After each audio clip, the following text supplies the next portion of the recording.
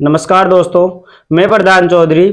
आज अपन बात करेंगे कंपटीशन एग्जाम के लिए साइंस की, जनरल साइंस की बात करेंगे। इससे पहले मैं आपको बता दूं, आपका स्वागत है प्रधान सर जीएस चैनल पर। नए हो तो चैनल को सब्सक्राइब करें और क्लास में लास्ट तक बने रहे, क्योंकि आज अपन मोस्ट इंपोर्टेंट टॉपिक की बात करेंगे। सेल्स बोले तो कोशिका की बात करेंगे, और साइंस के अनुसार उसका नाम होता है साइटो का अध्ययन होता है साइटोलॉजी के अंदर। किसके अंदर? साइटोलॉजी के अंदर कोशिका एक महत्वपूर्ण पार्ट होता है जनरल साइंस का, जिससे सभी एग्जाम में अधिक से अधिक ज्यादा महत्वपूर्ण भूमिका किसकी होती है? बायोलॉजी के अंदर सेल्स कोशिका की होती है। रेलवे में देख लो, रेलवे के अंदर एनटीपीसी ग्रुप डी में हाल ही में 2018-19 में एग्जाम हुए थे, उनमें सबसे ज्यादा क्वेश्चन पूछे गए थे कोशिका से। और ये जो क्लास है सभी ऑल एग्जामों के लिए रहेगी, जिसमें जनरल साइंस आपको पता है, सीईटी वगैरह और भी कोई भी रीट वगैरह, इनमें सभी में साइंस की एक महत्वपूर्ण भूमिका रहती है। चलो अपन बात करते हैं सेल्स कोशिका के। पहले इंट्रोडक्शन परिचय की बात करते हैं कि कोशिका क्या चीज होती है, इसकी खोज किसने की और इसके सिद्धांतकर्ता कौन थे। तो अपन पहले बात करें कोशिका का जो ऐसे तो कोशिका को अपन इंग्लिश में सेल्स बोलते हैं, ठीक है। कोशिका का अंग्रेजी नाम सेल्स होता है, लेकिन साइंस की दृष्टि से अपन इस चीज को देखें तो इसका नाम होता है कोशिका का अध्ययन किसमें होता है? साइटोलॉजी में। किसमें होता है? साइटोलॉजी के अंदर कोशिका का अध्ययन होता है, ठीक है। इसके आगे अपन बात करते हैं कोशिका की खोज या कोशिका के जनक कौन थे। कोशिका की खोज की थी रॉबर्ट हुक ने। किसने की थी? कोशिका की खोज रॉबर्ट हुक ने की थी। और कब की थी? 1665 ईस्वी के अंदर कोशिका की खोज हुई थी, ठीक है। कौन से भाई साहब थे जिसने कोशिका की खोज की या कोशिका के जनक कह सकते हैं? Robert Hooke. कब की थी? 1665 में। इसके बाद में अपन बात करेंगे जीवित कोशिका की खोज किसने की थी? एडोनिवास लुवेनहोक ने। किसने की थी?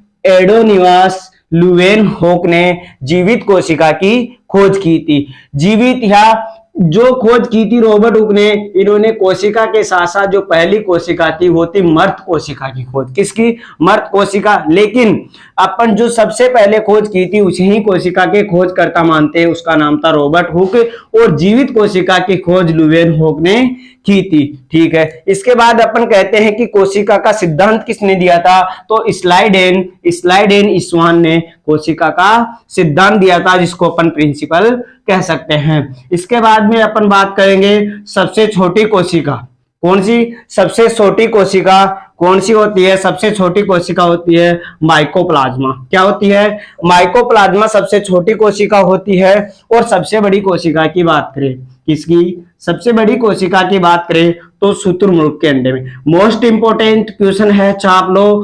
प्रत्येक एग्जाम में ये क्वेश्चन डायरेक्ट उठता है कि सबसे बड़ी कोशिका किसकी होती है? तो शुतुरमुर्ग के अंडे की। जो शुतुरमुर्ग का अंडा होता है उसके अंदर सबसे बड़ी कोशिका पाई जाती है। अब अपन बात करेंगे ह्यूमन बॉडी में, जो मानव शरीर होता है उसके अंदर कोशिकाओं में किस प्रकार कौन सी कोशिका बड़ी होती है, किस प्रकार कौन सी कोशिका छोटी होती है, ठीक है। जो ये पहले बात की थी तो सभी में कॉमन होती है, ठीक है ना।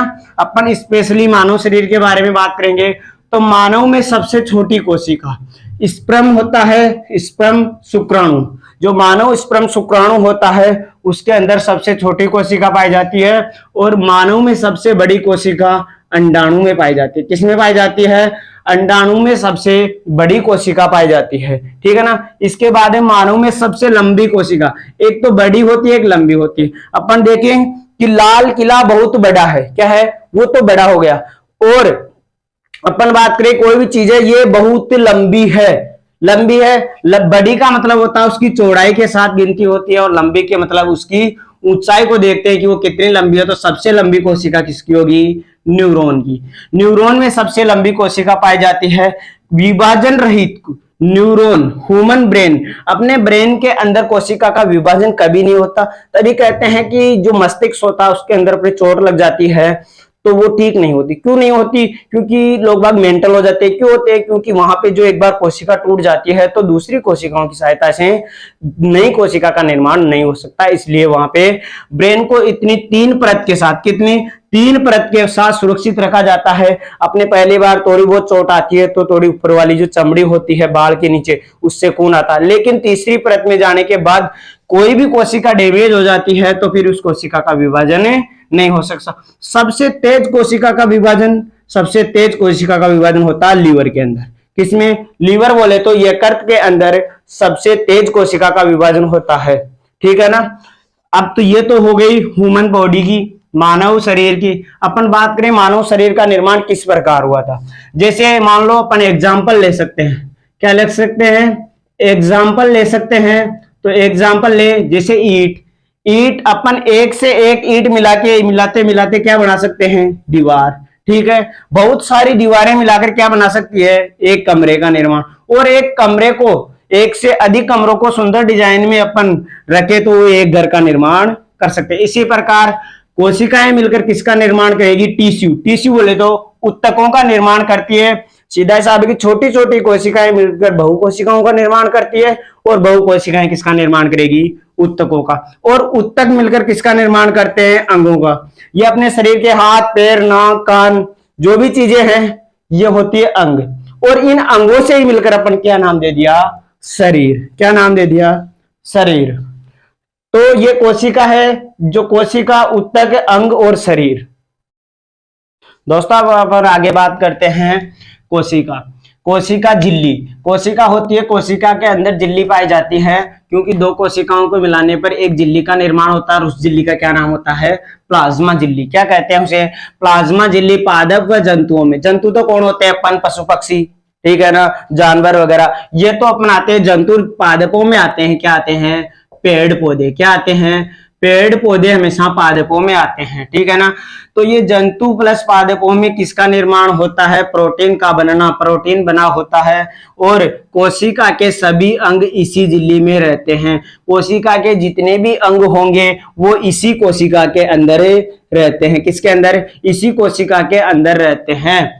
इसके आगे दूसरे पॉइंट की बात करूं मैं, कोशिका भित्ति। कोशिका भित्ति का मतलब होता है एक परत। क्या होता है? एक परत। और अपन लोकल लैंग्वेज में दीवार भी कह सकते हैं। अरे किसी चीज के कवर चढ़ना, क्या चढ़ना? कवर चढ़ना ही क्या कहलाएगी? भित्ति। क्या कहलाएगी? भित्ति। देखो पादपों पे, पादप का मतलब होता है ओनली प्लांट्स बोल सकते हो या पेड़ पौधे बोल सकते हो। पेड़ पौधों से सेल्यूलोज का निर्माण होता है। किसका निर्माण होता है? अरे एक बात बताओ, जो अपने कपड़े बनते हैं किसके बनते हैं? पेड़ पौधों की छाल से। कागज का निर्माण होता है पेड़ पौधों से, और कागजों से बुक्स वगैरह, नोट वगैरह का निर्माण होता है। उसके अंदर क्या पाया जाता है? सेल्यूलोज। क्या पाया जाता है? मतलब सीधा सा हिसाब है कि पेड़ पौधों में क्या पाया जाता है? सेल्यूलोज। सुरक्षा तथा आकार प्रदान करता है। पेड़ पौधों को क्या कार्य होता है सेल्यूलोज का? कि ये पादपों में किसका निर्माण करता है? पादपों में सेल्यूलोज का कार्य होता है कि पादपों को एक सुरक्षित आकार प्रदान कर सके और उनकी भारी सुरक्षा कर सके। ठीक है ना। ये तो बात हो गई। अब तीसरे पॉइंट की बात करेंगे अपन,